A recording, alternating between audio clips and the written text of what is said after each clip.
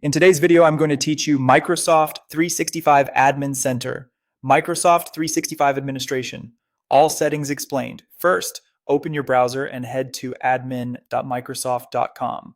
Sign in with an account that has administrative privileges for your organization. If you see the Admin Center homepage, you're in the right place and ready to manage your tenant.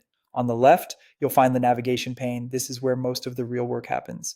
If the list looks short or simplified, scroll down and click Show All. That expands the full set of admin areas available to you based on your role and licenses, so nothing important is hidden. Let's start with user management. Go to Users, then Active Users.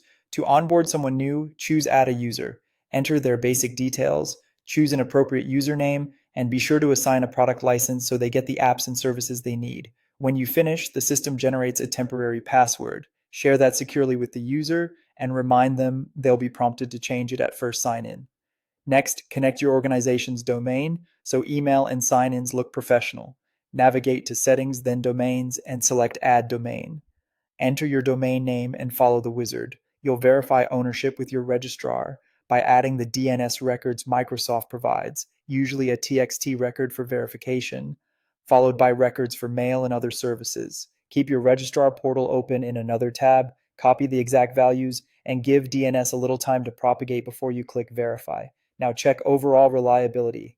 Go to Health, then Service Health. The status icons quickly show what's happening across Microsoft 365. Green is clear, yellow or red flags a known issue like an Exchange Online incident. If you see a warning, Microsoft is already investigating. Open the incident to read details and get the latest updates before you start local troubleshooting.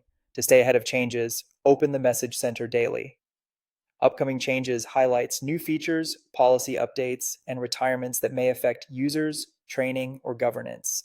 Spending a minute here helps you plan communications and avoid surprise support tickets.